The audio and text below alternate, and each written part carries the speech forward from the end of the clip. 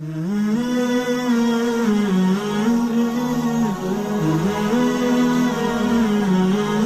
seseorang itu disebut sebagai cinta dunia? Ada 5. Kita bahas supaya kita mampu untuk mengenali apakah kita termasuk di dalamnya atau tidak. Yang pertama, kapan seseorang itu secara fix dan confirm itu disebut sebagai cinta dunia? Yang pertama, kalau dia itu menjadikan seluruh ibadahnya, ketaatannya, ibadah dan ketaatan yang dia lakukan pada kehidupan itu, harusnya ibadah dan ketaatan itu diniatkan untuk mendapatkan pahala di akhirat dan di surga. Tapi kalau orang sudah jatuh cinta sama dunia, maka seluruh ibadah dan ketaatan yang dia lakukan dan dia kerjakan bukan untuk mendapatkan rumah di surga, tetapi seluruh ketaatan dan ibadah itu dikerjakan, dilaksanakan untuk mendapatkan sekeping dari urusan dunia. Ini hati-hati nih. Jadi kalau orang itu terindikasi bahwasanya dia itu jatuh cinta sama dunia, maaf ya, ibadah yang harusnya ibadah itu diniatkan untuk akhirat, kalau orang jatuh cinta sama dunia itu enggak. Ibadah pun yang harusnya diniatkan untuk akhirat, dia niatkan untuk dunia. Sehingga ibadah yang dilakukan itu hanya untuk menunjang supaya dunianya itu menjadi sukses. Sholat, tapi untuk proyek. Puasa, tapi supaya dagangannya laku. Sedekah, supaya kemudian dia mendapatkan profit dan mendapatkan keuntungan yang besar. Padahal kita harus paham, harusnya seorang mukmin itu memahami sholatnya, puasanya, sedekahnya itu bukan untuk membangun dunia dia, tapi sesungguhnya seluruh ibadah kita itu untuk membangun akhirat kita. Karena rumah kita di surga itu tidak bisa kita bangun kecuali dengan komponen ketaatan-ketaatan yang kita lakukan pada kehidupan di dunia. Orang kalau sudah kesetrum dengan cinta kepada dunia, bukan hanya mubah yang dijadikan untuk mendapatkan dunia. Kalau perkara mubah untuk dijadikan dunia memang boleh. Tapi kalau orang kesetrum dengan urusan dunia, maaf, sampai urusan akhirat pun dia niatkan untuk mendapatkan dunia. Dan ini termasuk salah satu perkara yang tanpa kita sadari dibenci sama Allah. Banyak orang hari ini kalau melakukan ibadah itu yang dipikir pertama kali itu untuk mendapatkan profit dan margin. Sedekah. Tapi niatnya bukan untuk mendapatkan akhirat. Supaya padam api neraka. Kenapa api neraka tidak bisa padam kecuali dengan sedekah. Tapi ternyata kita menjumpai ada orang sedekah. Niatnya supaya dagangan dia itu laku. Padahal ini satu kesalahan, ikhwan. Maaf ya, Allah itu membagi dunia kepada kita. Itu bukan berdasarkan ibadah. Tapi Allah itu membagi dunia dalam kehidupan kita berdasarkan takdir yang ditetapkan oleh Allah 50.000 tahun sebelum Allah menciptakan langit dan bumi. Kalau Allah itu membagi dunia kepada kita berdasarkan ibadah kita, satu, para sahabat itu tidak ada yang miskin dan para sahabat tidak ada yang fakir. Padahal faktanya, mu'dhamus sahabati fuqara. Padahal faktanya, rata-rata para sahabat itu miskin. Padahal mereka ibadahnya lebih tinggi daripada ibadah kita. Kenapa para sahabat itu miskin padahal ibadahnya luar biasa? Di situ kita mendapatkan sebuah bukti. Allah bagi dunia bukan berdasarkan ibadah. Yang kedua, kalau Allah itu membagikan dunia kepada kita berdasarkan harta, berdasarkan ibadah, berarti orang-orang yang tidak beriman itu harusnya tidak punya duit. Orang yang tidak beriman, yang tidak pernah dzikir pagi, dzikir petang, apalagi datang ke kajian kayak gini, harusnya tinggalnya mereka di bawah jembatan. Tapi kenapa banyak orang kafir yang tidak beriman? Mereka hartanya lebih banyak daripada kita, mobilnya lebih bagus daripada kita, motornya lebih bagus daripada kita, kemana-mana pakai jet pribadi. Kita pakai pesawat itu pun yang ekonomi, yang bagasinya bayar sendiri lagi, ya kan? Kalau memang ibadah, kalau memang dunia itu dibagi berdasarkan ibadah, harusnya mereka itu lebih miskin daripada kita. Tapi kenapa kita menjumpai orang yang tidak beriman? Kenapa mereka itu hartanya lebih banyak daripada kita? Di situ kita menjumpai bahwasanya Allah itu membagikan dunia bukan berdasarkan ibadah, tapi berdasarkan takaran takdir. Jadi maaf ya ikhwan ya, saya ingin membuka sebentar. Antum namanya siapa akhi? Hah? Asmaun, Masya Allah. Umur berapa akhi? 19 tahun. Kalau Asmaun ini antum ditakdirkan mendapatkan rezeki 10 miliar. Walaupun antum jarang tahajud, kira-kira 10 miliar datang atau tidak datang? Apa? Datang atau tidak datang? Insya Allah datang dan tidak? Datang atau tidak? Insya Allah datang. Umar minta, kalau saya ditakdirkan mendapatkan uang 50 miliar, kalau saya jarang sholat duha, kira-kira 50 miliar itu saya dapatkan atau tidak saya dapatkan? Dapatkan. Jadi ternyata sholat duhanya kita itu tidak ada kaitannya dengan dunia. Urusan tahajud kita itu tidak ada kaitannya dengan materi. Tapi ternyata urusan akhirat kita itu ditopang dengan ibadah kita di dunia ini untuk mendapatkan akhirat. Tapi orang kalau jatuh cinta sama dunia karena khawatirnya dia terhadap dunia, maaf, lu sampai urusan ibadah yang harusnya diniatkan untuk akhirat, untuk mendapatkan akhirat yang lebih baik, karena dia cinta dan gandrungnya sama dunia, ibadah itu diniatkan untuk dunia. Dan maaf ya, kan antum, saya sudah hafal hadisnya, innamal a'malu binniyah. Segala sesuatu itu tergantung niatnya. Jadi bisa jadi kalau ada orang nanti beribadah, kok niat pertamanya tidak ada yang menggerakkan dia ketika beribadah kecuali karena ingin mendapatkan sekeping dari kenikmatan dunia, dikasih sama Allah. Tapi maaf, di akhiratnya mungkin tidak lagi dikasih oleh Allah, karena balasannya sudah Allah sempurnakan pada kehidupan kita di dunia. Ada orang nanti ketika disidang oleh Allah dalam pengadilan akhiratnya, dia bingung, loh Allah, mana sholat tahajud saya? Allah jawab, loh sholat tahajud kamu kan supaya dagangan kamu laku. Sudah aku jadikan laku kan daganganmu yang ada di pasar. Dan tidak ada lagi balasan.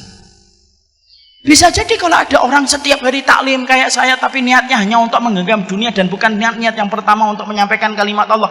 Bisa jadi ketika ditimbang oleh Allah, dia bertanya, loh saya taklim setiap hari, kok nggak ada di dalam mizan saya, itu kemana taklim saya setiap waktunya ketika dakwah? Jawab lagi sama Allah, taklim kamu itu kan supaya kamu itu menumpuk-numpuk kekayaan. Sudah aku jadikan kamu menumpuk kekayaan kan ketika di dunia, dan akhirnya tidak ada lagi balasan di dunia, di akhirat. Ada lagi orang sedekah, dia sedekah terus sampai kemudian dia ketika di dalam mizan dia ngeliat, loh sedekah saya sudah ratusan juta kok nggak ada. Jawab lagi sama Allah, loh bukannya kamu sedekah itu supaya mendapatkan keuntungan besar, dan aku sudah jadikan keuntungannya besar kan ketika di dunia, dan selesai, habis. Disebabkan ketika kita menjadi orang cinta sama dunia, saking khawatirnya kita untuk menjadi orang yang tidak punya apa-apa, loh sampai urusan akhirat pun kita paksa dan kita seret urusan akhirat itu untuk urusan dunia. Padahal itu salah satu perkara yang merusak ibadah kita kepada Allah. Allah itu zat yang pecemburu. Allah itu paling tidak suka kalau hati manusia bercabang ketika beribadah. Kalau kita sholat hanya gara-gara seorang wanita, sholat kita tidak sah. Sama, kalau sholat kita hanya untuk dunia pun Allah menjadikan sholat itu tidak sah. Kalau ada orang sedekah gara-gara ada Pak Bambang, akhirnya sedekahnya tidak diterima sama Allah. Sama, orang yang sedekah karena ingin mendapatkan dunia pun sama dengan orang yang sedekahnya untuk Bambang. Dan akhirnya tanpa disadari itu merusak pada kehidupan kita. Makanya saya teringat sebuah asar. Asar itu sebuah riwayat. Dan poin yang pertama ini berat, tapi memang harus dibahas. Ada seorang ulama besar namanya Abdullah bin Mubarak, seorang tabi'in, tapi dia termasuk min kibari tabi'in. Min kibari tabi'in itu tabi'in tapi kedudukannya paling tinggi, Pak. Karena tabi'in itu terbagi menjadi 3 tabaqat. 3 tabaqat itu 3 lapis. Maka kemudian Abdullah bin Mubarak ini aktivitas hobinya, Pak, sukanya itu nemuin para sahabat. Karena Abdullah bin Mubarak tidak mampu bertemu dengan Rasulullah SAW. Ketika beliau banyak ketemu dengan para sahabat Nabi SAW, Abdullah bin Mubarak itu ditanya, Abdullah bin Mubarak, kamu ini menemui para sahabat Nabi, Maka bagaimana para sahabat Nabi itu kalau membaca Al-Quran, dan apa surat yang paling banyak membuat para sahabat Nabi itu nangis? Abdullah bin Mubarak ditanya begitu. Abdullah bin Mubarak bisa bahasa Indonesia, Ustaz? Enggak, ini saya terjemahkan. Abdullah bin Mubarak lalu berkata, aku ini melazimi para sahabat satu persatu. Dan aku perhatikan makannya, aku perhatikan taklimnya, aku perhatikan bagaimana sholatnya, dan aku pula perhatikan bagaimana para sahabat kalau membaca Quran. Para sahabat itu kalau membaca Quran, yang paling mereka nangis itu kalau sudah melewati satu surat. Apa surat yang paling banyak membuat para sahabat nangis? Surat Hud, surat yang ke-11. Makanya surat itu termasuk surat yang membuat Nabi itu beruban. Surat Hud. Kemudian Abdullah bin Mubarak melanjutkan, surat Hud yang banyak membuat para sahabat itu nangis. Apa ayat yang paling banyak membuat para sahabat nangis terseduh-seduh ketika melewati ayat-ayat di dalam surat Hud? Dijawab oleh Abdullah bin Mubarak, ayat yang paling banyak membuat para sahabat itu nangis adalah ayat yang ke-15 dan 16. Apa ayatnya itu? Man kana yuridul hayatad dunya wa zinataha nuwaffi ilaihim a'malahum fiha wa hum fiha la yubkhasun. Orang itu kalau dalam kehidupan di dunia, yang dia pikirin dan dia niatkan dalam kehidupan dunia, kok yang dipikir dunia terus? Nuwaffi ilaihim a'malahum fiha wa hum fiha la yubkhasun. Kami kasih kepada mereka dunia sebagaimana niat yang mereka tanam, la yubkhasun, tidak dikurangi sama Allah. Orang kalau niatnya di dalam sholat, kok niatnya untuk dunia? Dikasih dunia sama Allah sesuai niat yang dia tanam. Kalau ada orang kok dia sedekah, lalu sedekah itu niatnya untuk mendapatkan harta, mendapatkan mobil, mendapatkan rumah, hanya itu niatnya, Allah kasihkan rumah sebagaimana niat yang dia tanam. La yubkhasun, kata Allah, tidak dikurangi sama Allah. Tapi ingat, ayat ini tidak berdiri sendiri. Ada ayat yang ke-15, ada pula ayat yang ke-16. Apa ayat yang ke-16? Ulaika alladzi laisa lahum fil akhirati illan nar wa habita ma sanau fiha wa batilum ma kanu ya'malun. Orang-orang yang semacam ini, kata Allah, maka bisa jadi nanti ketika di akhirat, ketika mereka di akhirat tidak mendapatkan apapun dari apa yang telah mereka lakukan di dunia, kecuali yang mereka dapatkan itu adalah neraka. Sia-sia apa yang mereka lakukan, batal atas apa yang mereka usahakan. Akhirnya di neraka tidak dapat apa-apa. Makanya sampai kita menjumpai sahabat Abdurrahman bin Auf. Sahabat Abdurrahman bin Auf itu kalau makan kurma agak besar, maka beliau itu nangis. Kalau ditanyakan kepada Abdurrahman bin Auf, mayub kika, yang membuatmu nangis itu apa wahai Abdurrahman bin Auf? Dijawab sama Abdurrahman bin Auf, yang membuat saya nangis itu dua. Satu, kurma ini lebih baik daripada kurma yang dimakan oleh Rasulullah. Ikhwan, Rasulullah itu makan kurma adalah kurma rodi, kurma yang jelek. Kapan Rasulullah itu makan kurma agak bagusan dikit? Ketika habis memenangkan Khaybar. Memenangkan Khaybar itu habis Hudaybiyah, sebelum Fathu Mekah. 2 tahun lebih dikit sebelum kematian Rasulullah SAW. Itu agak bagusan dikit karena Khaybar itu subur. Khaybar itu tempat yang subur, ikhwan. Maka Abdurrahman bin Auf itu saya nangis karena ingat kurma yang dimakan Rasul dalam hidupnya. Yang kedua, yang membuat saya nangis itu saya khawatir, jangan-jangan kurma enak yang saya makan ini, jangan-jangan balasan atas kebaikan saya di dunia. Lalu tidak ada lagi balasan untuk saya karena Allah sudah menyegerakan balasannya di dunia. Lah Abdurrahman bin Auf itu nangis. Yang nanya nangis disebabkan ketakutan mereka, jangan-jangan amal mereka hanya diniatkan untuk dunia, sudah dibalas di dunia, lalu ternyata tidak ada lagi balasan dalam kehidupan di akhirat. Dan itu yang kita khawatirkan. Makanya inilah yang menjadikan kita memahami betul, urusan-urusan dunia itu jangan sampai menjadi niat kita beribadah. Dan maaf ikhwan, kalaupun antum beribadahnya sudah karena akhirat, Allah pasti akan mudahkan antum untuk mendapatkan dunia. Kenapa? Akhirat kalau sudah beres, apalagi cuma dunia. Karena akhirat itu harganya mahal dan tidak ternilai harganya. Apalagi dunia, semahal-mahal dunia itu masih bisa kesebut harga. Jadi kalau orang itu ibadahnya sudah karena akhirat, pasti Allah akan berikan kepadanya. Dunia dimudahkan oleh Allah, dan itu kecil bagi Allah. Makanya inilah yang menjadikan kita mikir, ya Allah, jangan-jangan kita itu selama ini ibadah tapi cita rasanya cita rasa dunia. Sholat, rajin, tapi untuk dunia.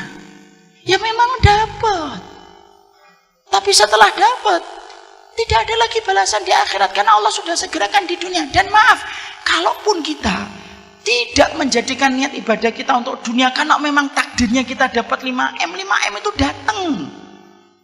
Tapi jangan niatkan ibadah itu untuk dunia, karena Allah itu zat pecemburu. Allah itu pecemburu kalau niat hatinya manusia itu sudah diniatkan untuk Allah, tapi dia bercabang dan berselingkuh. Dia niatkan untuk dunia. Allah kok disamakan dunia, padahal di hadapan Allah dunia itu sebagaimana sayap seekor nyamuk. Makanya kalau ada orang sudah meniatkan untuk dunia, ayat surat Hud yang tadi kita baca dalam 2 ayatnya, itu bisa mengenai kepada siapapun. Maaf ya, dakwah ketika jadi ustadz itu yang paling susah itu bukan menghafalkan ayat. Enggak.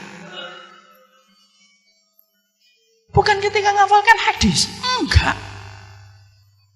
Dakwah itu yang paling berat itu apa?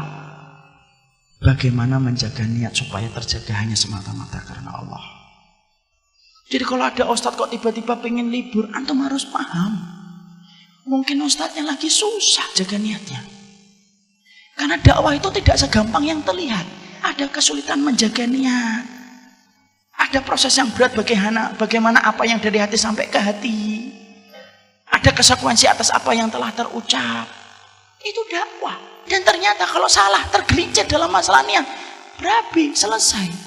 Ustadz, kenapa sih kita membicarakan niat itu sampai sedetail ini, Ustadz? Loh, karena kita punya Allah yang paling detail ketika mengerti masalah niat. Kalau kita tidak punya Allah yang tidak detail melihat niat, mungkin kita tidak perlu membicarakan niat sampai sedetail ini. Tapi karena kita punya Allah yang dalam sujud kita, rukuk kita, Allah itu zat yang paling detail kalau sudah membicarakan tentang masalah hati dan niatnya. Makanya keplesetnya kita dalam niat itu lebih parah daripada keplesetnya kelamin. Keplesetnya kita dalam niat itu lebih parah daripada keplesetnya kaki kita. Dan itu yang kita khawatirkan. Cinta dunia itu yang pertama. Semua urusan-urusan ibadah pun akan dibawa untuk mendapatkan dunia. Sekolah yang harusnya untuk akhirat diniatkan untuk dapat dunia itu juga tidak boleh. Makanya kita akan dapetin ada satu hadis. Man ta'allamal ilma yubtagha bihi wajhullah la yata'allamuhu illa liyusiba arada minad dunya lam yarhiru ahyatal jannah. Ada orang kalau dia mencari dunianya, mencari ilmu diniatkan untuk dunia, dan harusnya ilmu yang dia cari itu diniatkan untuk mencari wajahnya Allah, kok dia niatkan untuk dunia, maka dia tidak akan mencium baunya surga. Saking dalamnya Allah membenamkan ia ke dalam pelukan api neraka. Makanya kalau kita tobat tuh jangan hanya tobat dari khamar. Kalau tobat itu bukan hanya tobat dari kita pernah bentak orang tua. Jangan itu saja. Tapi salah satu tobat kita adalah, ya Allah, kalau ada ibadah saya yang saya lakukan karena dunia, sadar atau tidak sadar, ampuni kami ya Allah. Allahumma inni a'udzubika an usyrika bika syai'an a'lamuhu wa astaghfiruka lima la a'lamuhu. Dan itulah yang pertama. Makanya orang kalau jatuh cinta sama dunia itu semuanya ditakar untuk dunia. Dan itu tidak betul. Ustadz, mungkin nanti ada yang bertanya. Nah, sebelum ada yang bertanya saya jawab duluan. Ustadz, kalau saya meminta dunia emang enggak boleh? Nah, kalau berdoa boleh. Karena kita kalau punya hajat siapa yang kita minta kalau bukan Allah? Sampai urusan garam yang tumpah minta gantinya sama Allah. Kalau doa minta dunia boleh. Yang tidak boleh itu ketika kita meniatkan ibadah selain permintaan, tapi yang mendorong kita beribadah itu bukan karena Allah, tetapi karena untuk mendapatkan sekeping dari kenikmatan dunia. Ada bapak-bapak saya tanya, saya harus sholat duha Ustaz. Sholat duha itu sunnah Pak, tapi kalau bagi saya hampir-hampir mewajibkan. Loh kok gitu Pak? Iya, karena nanti dagangan saya jadi tidak ada apa-apanya kalau saya tidak sholat duha. Bingung saya. Padahal sholat duha itu kan untuk apa sih fungsinya sholat duha? Fungsinya sholat duha itu ngasih sedekah kepada 360 ruas tulang kita yang butuh disedekahin, dan sedekah itu dicukupi dengan kita sholat duha 2 rakaat. Makanya saya agak kurang sependapat. Kalau ada orang sholat duha yang pernah saya jumpai itu, sholat duha itu menghadapnya ke Ka'bah, ke barat, ke kiblat, setelah itu ke kanan, kemudian ke belakang, kemudian ke sebelah kiri, balik lagi ke depan. Saya tanya, kenapa harus gitu? Untuk menjaring dunia dari 4 arah mata angin. Masya Allah. Bingung saya. Muter aja sekalian kalau kayak gitu. Padahal kan duha itu kan karena kita pengen ngasih sedekah sama ruas tulang kita. Makanya habis ini, saya tidak ngerti Ustaz. Nah, moga-moga kita habis ini meminta ampunan kepada Allah. Dan doakan para ustadz yang ngajar antum adalah orang yang mereka terjaga niatnya. Dan itu yang pertama. Sampai di sini paham? Yang kedua, jangan langsung mengatakan saya insya Allah nggak kayak gitu. Nah, itu penyakitnya orang yang gampang mentazkiyah dirinya sendiri. Yang kedua, kapan seseorang itu disebut fix dan confirm sebagai cinta sama dunia? Yang kedua itu dia memiliki sifat. Sifatnya itu sebagaimana dalam satu riwayat.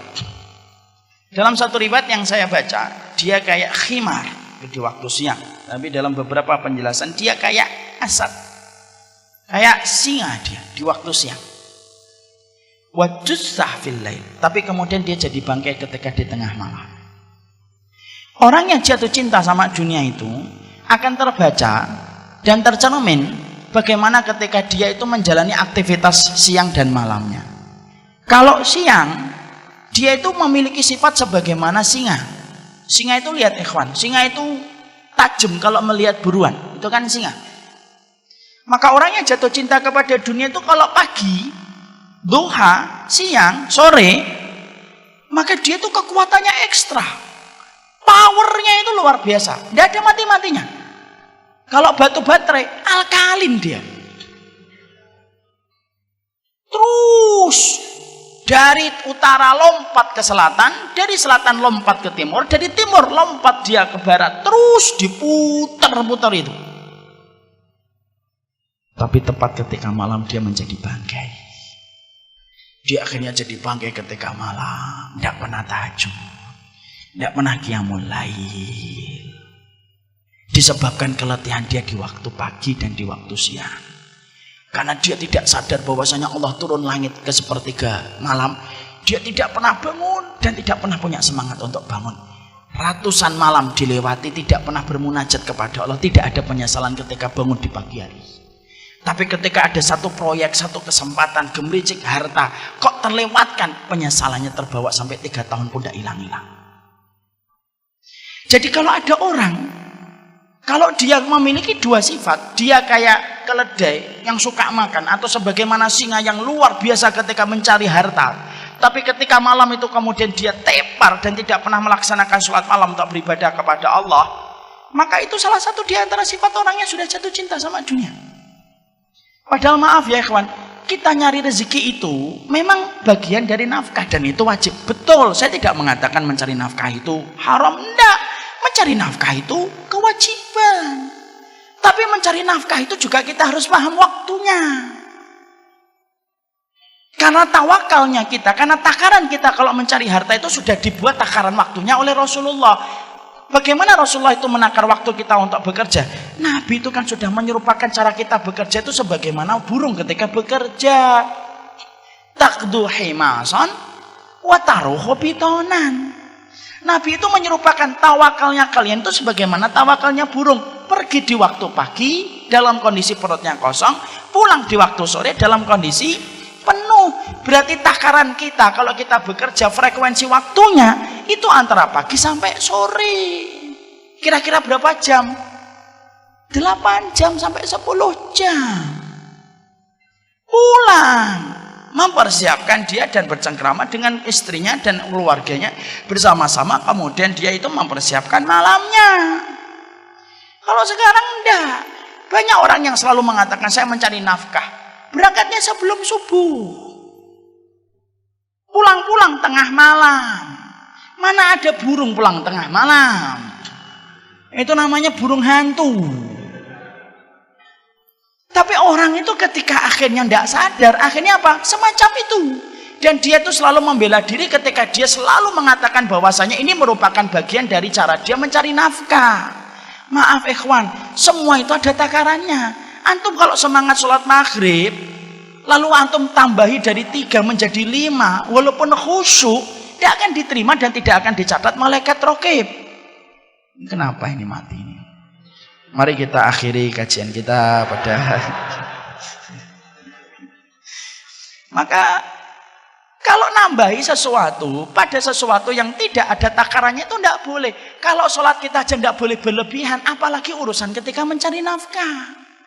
Akhirnya orang atas nama mencari nafkah habis waktunya untuk mencari duit. Senin sampai Jumat kerja, Sabtu Ahad ngurusin hobi.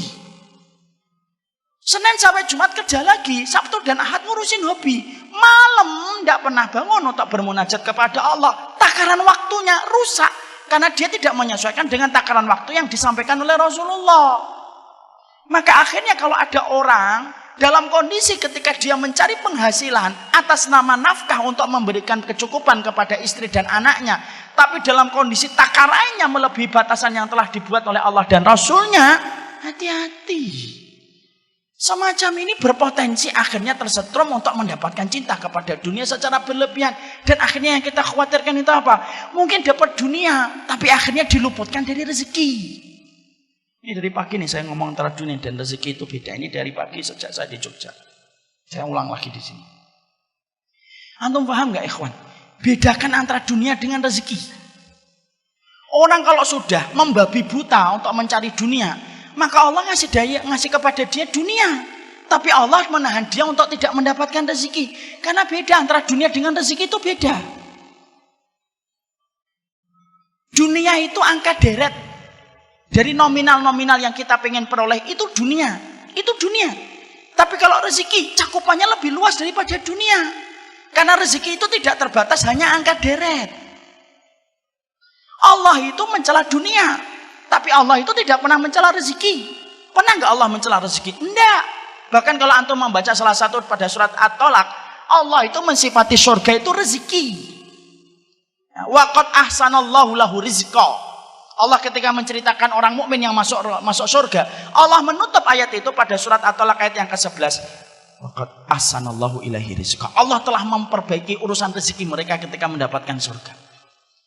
Allah itu tidak pernah mencela rezeki, tapi Allah mencela dunia. Makanya maaf ya, sampai orang ketika dibenamkan di dalam neraka pun Allah masih hinakan dia dengan dunianya yang dulu mereka peroleh. Wa yauma yu'radul ladzina kafaru 'alan nari adhabtum thayyibatikum fi hayatikumud dunya wastamta'tum biha. Mana dunia yang dulu kalian banggakan, yang menjadikan kalian menolak setiap ayat-ayat yang aku sampaikan. Rasulullah itu tidak pernah minta dunia, tapi Rasulullah itu minta rezeki. Pernah nggak kita mendapati Rasulullah minta dunia? Enggak. Tapi Rasulullah itu minta rezeki. Makanya tidak ada zikir yang tidak pernah ditinggalkan Nabi kalau habis sholat subuh kecuali rezeki. Kecuali zikirnya apa? Allahumma inni as'aluka ilman nafi'an wa rizqan thayyiban. Rezeki. Makanya kalau orang sampai nabrak takaran yang sudah dibuat sama Allah, mungkin dia puas karena mendapatkan apa yang dia mau. Terus-terusan dia nyari duit itu. Mungkin menggenggam dunia, tapi dia mungkin tidak menggenggam rezeki. Kenapa? Dia tidak pernah ketemu Allah kok pada sepertiga malam, karena dia menjadi bangkai di tengah kegelapan malam. Dan kalau orang itu cuma dapat dunia, maaf, sifatnya dunia itu tidak pernah mencukupkan. Makanya kalau mendapatkan rezeki, ada orang yang mendapatkan 3 juta tapi cukup. Tapi ada orang yang mendapatkan 30 juta tidak cukup kan? Kenapa? Karena 30 juta itu dunia baginya. Ada orang yang cuma gajinya 3 juta tapi cukup karena itu rezeki baginya. 3 juta, istrinya senyum. Masya Allah, rezeki. Ini rezeki. Ini rezeki. Jadi akhirnya istrinya cukup. Ketika gajinya 3 juta, kemudian istrinya dikasih 1,5, dikembalikan 1 jutanya. Ini 1 jutanya tidak usah kebanyakan. Memang berapa? Cukup 500.000 aja, Masya Allah. Istri kayak gini nih yang harus dicari. Maka kemudian cukup anaknya. dikasih lontong, sudah nikmat, sudah bersyukur sama orang tuanya, itu rezeki. Maaf ya, kadang-kadang ada orang 30 juta, istrinya protes. Padahal sudah dikasih nafkah 10-15 juta, dikasih nafkah 20 juta. Anaknya tidak pernah puas dengan barang-barang yang dibelikan sama orang tuanya. Kalau bukan barang branded maka tidak mau pakai perkara itu, dan dia malu sama teman-temannya. Akhirnya apa? 30 juta serasa 500.000. Tapi ada orang yang mendapatkan 3 juta, tapi serasa 30 juta. Dan yang membedakan itu cuma satu. Kita ini dapat dunia atau rezeki. Makanya kalau kita kok tidak cukup, simple, berarti yang kita genggam dunia. Kalau ada kita ngeliat ada seorang ustadz, orang solih, biasa hidupnya, luar biasa tawakalnya, cuma mendapatkan mungkin 500.000 kok cukup, itu berarti rezeki. Saya itu punya teman-teman pondok saya di S itu Darus Syahadah, gajinya cuma 500.000, ya cukup gitu. Dan itu rezeki. Makanya saya sering berdoa, sederhanakan dunia kami ya Allah, tapi lapangkan rezeki kami. Karena yang menjadikan kita diberikan oleh Allah kenikmatan hidup dan kebahagiaan itu adalah rezekinya, bukan dunianya. Itu yang kedua. Yang ketiga, sudah tinggal 5 menit lagi, Masya Allah. Ini dunia atau rezeki, saya tidak ngerti ini. Maka yang ketiga, kita singkatkan.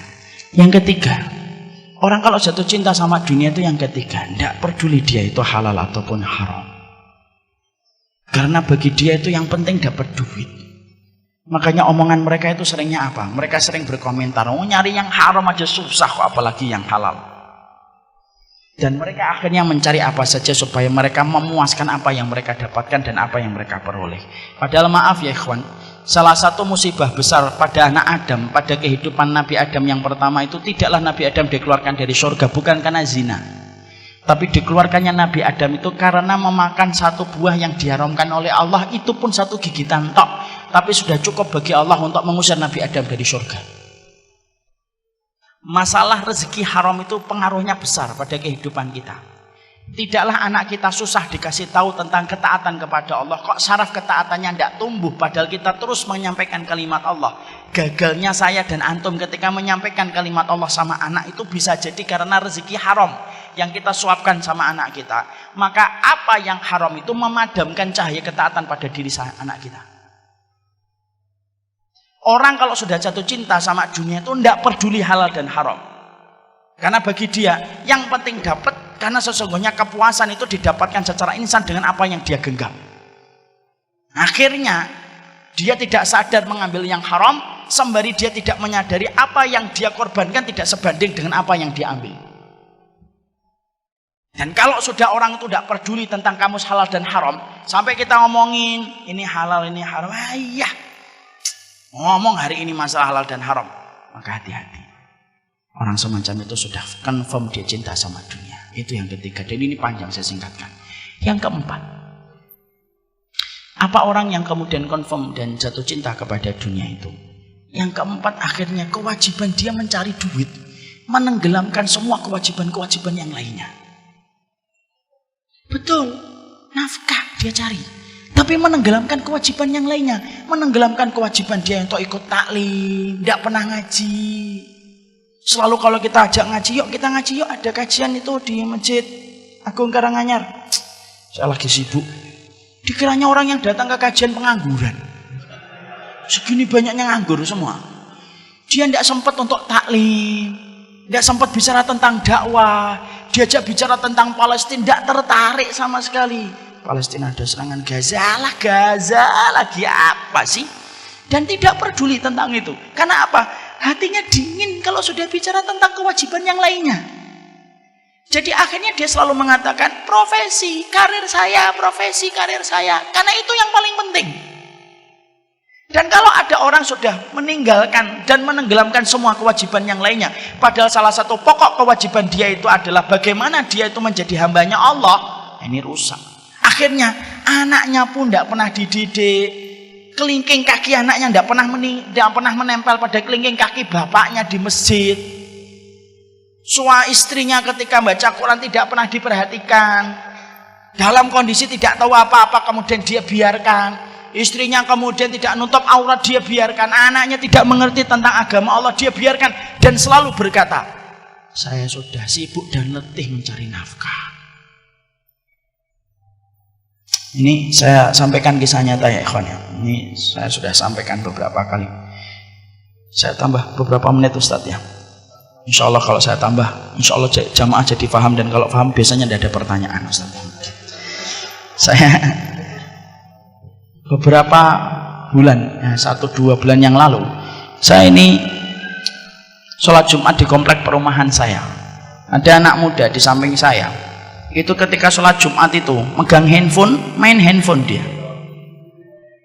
Kanan, kiri, gitu. Sampai miring-miring karena main game. Saya liatin gitu, malah ngeliatin saya. Gimana sih ini? Tidak ngeliat main jenggot. Saya ngeliatin malah ngeliatin saya gitu. Saya mau ngingetin kan tidak boleh. Kalau saya ngingetin kan jadinya saya batal. Idza qulta li sahibika ansit wal imamu yakhthub faqad laghawta. Kalau kamu ngingetin orang diem ketika khutbah Jumat sedang disampaikan, kamu telah batal. Ditegakkan sholat Jumat, saya nempel sama dia. Sekali lagi kita ngambil ibrah ini bukan karena kita merasa lebih baik. Ini sering saya sampaikan karena saya khawatir kalau kita kena ujub pada diri kita. Maka saya nempel habis sholat Jumat. Nah, terus kemudian saya ajak bicara. Dik, ya om. Nah, saya dipanggil om. Ya apa-apalah. Saya maafkan dia. Tadi kok sholat Jumat kok main game itu gimana? Iya, kenapa? Daripada tidur? Oh iya juga. Itu omongan ngenak banget itu. Tapi maaf ya, saat itu saya tidak tidur. Saya ngeliatin dia. Terus saya ngomong, kenapa om? Loh, begini. Orang kalau sholat Jumat itu sebenarnya tidak boleh kemudian dia itu main apapun. Rasulullah itu menjelaskan, orang yang megang kerikil ketika dia khutbah Jumat aja batal. Man masal hasa faqad laghaw. Makanya maaf ya ikhwan, kita ini kalau sholat Jumat main-main sajadah, karpet diginikan, hati-hati tuh, bisa terkena hadis yang tadi. Itu tidak boleh. Anak ini baik loh, wallahi baik. Dia nggak sudah om saya mau buru-buru, enggak, didengerin. Jadi nanti kalau sholat Jumat itu sebentar kok 15 menit. Kalaupun 20 menit kok nggak selesai, biasanya nanti jamaah yang lain pada batuk-batuk. Masih kode sama khotibnya kepanjangan. Cuma sebentar, dengerin aja, handphonenya dimatikan. Nanti habis sholat Jumat baru dihidupkan lagi. Oh iya, saya baru tahu. Insya Allah. Kelas berapa? Kelas 9, berarti kelas 3 SMP. Saya tanya, bapaknya ada dik? Ada papa. Oh papa di mana? Di kantor. Sekali lagi kita nggak boleh merasa lebih baik daripada beliau. Kemudian saya tanya, emang papa tidak pernah sholat Jumat bareng kamu? Enggak, udah lama beberapa tahun enggak, karena papa selalu di kantor. Kan kadang-kadang Jumat ada tanggal merahnya. Ya kalau tanggal merah biasanya kami rekreasi, pergi keluar kota. Pernah nggak diajarin bapak gimana sholat Jumat? Seingat saya nggak pernah. Yaudah ya om ya, saya pamit ya. Saya itu tenang, tapi juga mengingat mungkin kekurangan saya sendiri. Kenapa saya ngambil contoh sholat Jumat? Sholat Jumat itu sholat yang paling sederhana. Kalau kita ajarkan sama anak, duduk, diem, dengarkan, sholat Jumat, selesai. Kalau anak kita, dia tidak bisa sholat khauf, anak bisa maklum lah. Kalau dia tidak bisa istikharah, anak maklum lah. Kalau sholat Jumat sampai tidak tahu itu saya bingung. Tapi banyak orang tua kadang-kadang itu mengharapkan anaknya baca Quran, tapi dia tidak pernah baca Quran. Banyak orang tua itu yang kadang-kadang mengharapkan anaknya di masjid, tapi dia tidak pernah menempelkan kelingking kakinya dengan kelingking anaknya di masjid. Dan itu salah satu di antara ciri khasnya orang kalau jatuh cinta sama dunia. Semuanya selalu dijadikan pembenaran atas nama mencari nafkah untuk keluarga. Sampai seorang ayah itu mengasih pendidikan itu sekarang nggak kepada ayah, kepada ibunya. Padahal maaf ya, pendidikan paling efektif di dalam Quran ketika menjelaskan tentang pendidikan orang tua itu ayah. Makanya maaf ya, kalau kita dapatin anak diperintahkan sama ibunya, nak mandi nak, sampai 10 menit.